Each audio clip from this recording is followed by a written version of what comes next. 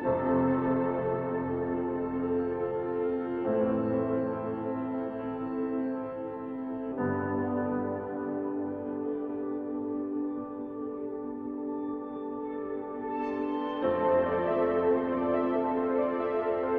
selamat pagi rekan-rekan Tanah Kami. Sekarang kita berada di Padang Savana Long Tua. Ini kebetulan kita sekarang berada di sini bersama Pak Daud, tokoh masyarakat yang ada di sini. Ya, sudah lama bergerak di kegiatan di Padang Savana ini. Ya, mungkin kita bisa ngobrol-ngobrol sekilas apa yang sudah dilakukan beliau, bagaimana awal mula ini. Mungkin gitu Pak Daud. Iya, iya.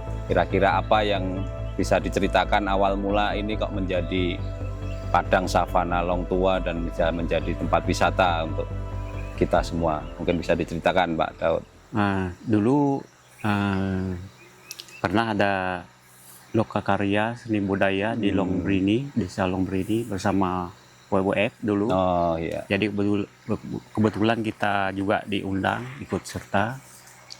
Jadi menurut mereka selain budaya, ya kalau ada objek-objek yang bisa dikembangkan, jadi bisa kayak di Piyungan bilang mereka ada air terjun. Jadi saya bilang di tempat kami ada semacam padang rumput. Oh gitu. Ya, padang rumput, cuma jenis ilalang begitu. Tapi di situ ada payau, ada banteng. Jadi begitu saya ngomong sama mereka, itu bagus. Payau itu rusa itu ya Pak ya? Ya, rusa. Jadi bilang mereka itu bagus, bisa dikembangkan. Ya sudah itu mulai kami membentuk pengurusnya Pak, untuk melarang supaya orang jangan lagi berburu di sini. Karena sebelum-sebelumnya itu orang-orang sampai di Alango datang berburu di sini dulu. Oh gitu. Jadi bebas. Karena gampang untuk mendapatkan binatang di sini dulu. Payaunya, babinya juga banyak di sini dulu. Nah, saya pikir kalau kita biarkan itu, maka binatang itu punah. Nanti tidak ada lagi banteng, jadi anak-anak cucu tidak bisa lagi lihat banteng begitu.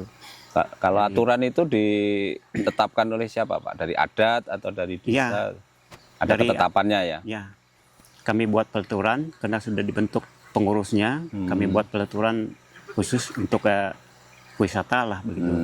Pengurus biosai dulu.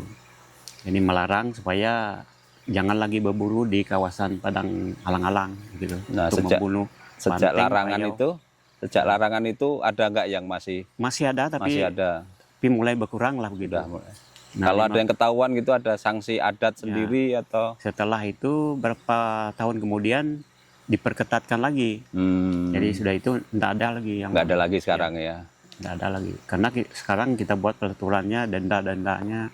Kalau banteng membunuh banteng ya 10 juta. 10 juta dendanya. Kalau payau ya 5 juta, kalau babi 3 juta. 3 juta dendanya. Oh, ya. Nah, kedapatan bawa senapang apa segala jenis senapang di sini ataupun itu jenis senapang angin aja. Itu dendanya 2 juta. Oh, 2 juta. Bawa senjata aja ya, belum berburu aja udah kena sanksi ya. Ya itulah ya yang berlaku sampai sekarang. Sip lah, itulah peran serta masyarakat adat yang ada di sini terkait pelestarian kawasan Taman Nasional Kayen Mentarang termasuk satwa-satwa yang ada. Berarti patroli itu sering dilaksanakan teman-teman dari masyarakat adat bersama teman-teman patroli dari Polhut, Polisi Ketuhanan Taman Nasional ya Pak ya.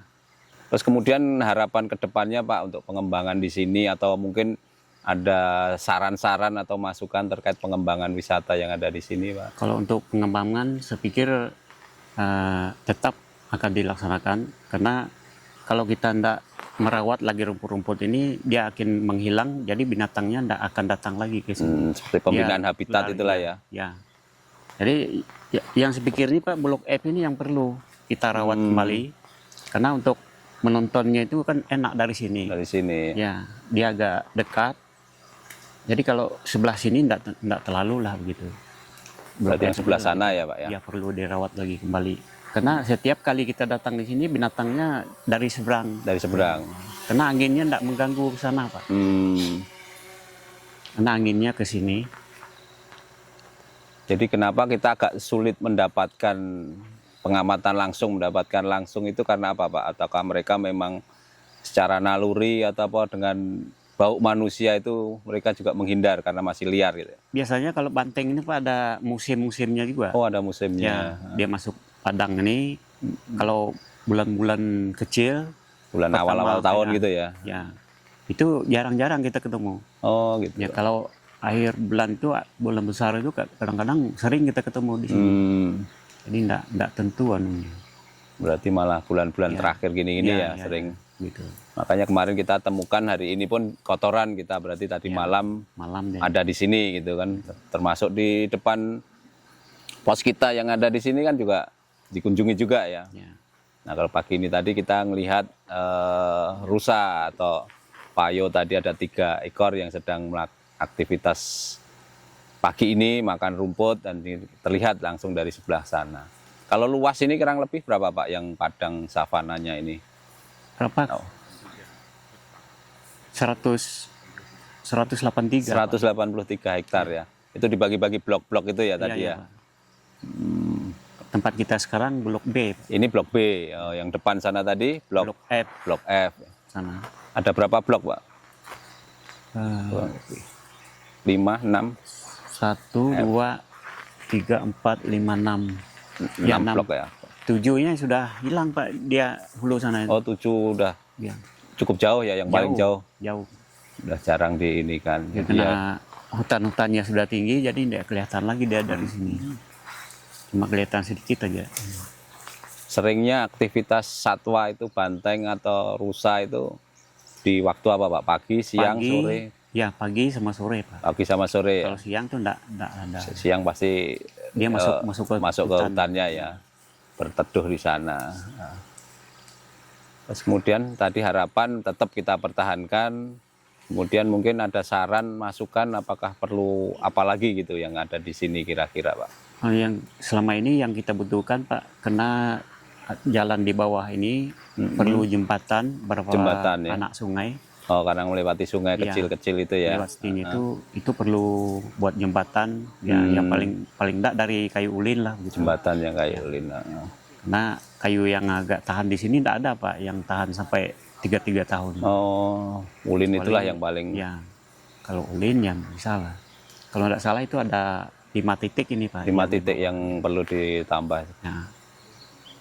Nah, kalau yang kayak bangunan seperti ini kan kita juga kondisi sudah agak, ini masih tetap bagus untuk pengamatan atau seperti apa itu Pak? Kalau bangunan-bangunan menara pengamatan seperti ini. Kalau sebenarnya ada yang perlu kita buat khusus untuk pemantauan, kayak menara yang sudah roboh itu kita naikkan lagi di atas sana Pak. Oh, di atas sana ya? Ya, jadi tiangnya tidak terlalu tinggi lagi. Tidak pakai tiang terlalu Lebih tinggi di atas kayak sana gini. untuk Ya. menara pengamatannya ya, Ya. karena bisa lebih luas Ya, ya. dapat ininya ya. Karena yang ini dulu dia agak di bawah, jadi makanya dia harus tinggi anunya, tiang. Dan mungkin manfaat bagi masyarakat sekitar sampai saat ini sudah kira-kira sudah ada atau belum Pak dengan wisata yang ada di sini atau mungkin pengunjung? Kalau untuk sekarang Pak, karena pengunjungnya jarang-jarang. Masih jarang ya? Ya, kadang-kadang apalagi kayak turis-turis orang-orang luar, Luar. jadi sangat jarang sekali. Ya mungkin dari Asetanu juga transportasi ini juga. Transport ya yang kendala ya. Kalau ada bandara tadi mungkin di sini ya mungkin lancar lah begitu. Kalau sekarang untuk masyarakat belum ada, cuma tertentu aja. Paling untuk mereka yang ngantar, motoris Motoris atau ya. yang guide itu yang menikmatinya sekarang. Tempat ya masih lah ya.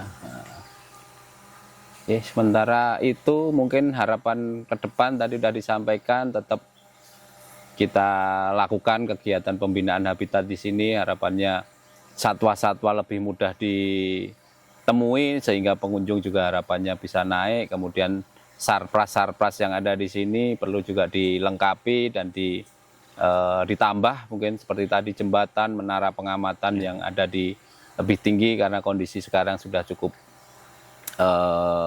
memprihatinkan ya, karena mungkin bahaya kalau memang tetap dipertahankan bisa roboh menyelakai pengunjung, dan harapannya adalah ini semakin dikenal sehingga pengunjung bisa banyak berkunjung ke sini meskipun dengan tantangan yang ada memang butuh ekstra perjalanan, memang mungkin termasuk wisatawan minat khusus lah yang di sini, yang mungkin mancanegara yang memang banyak tertarik dengan satwa liar, dengan hutan yang masih alami.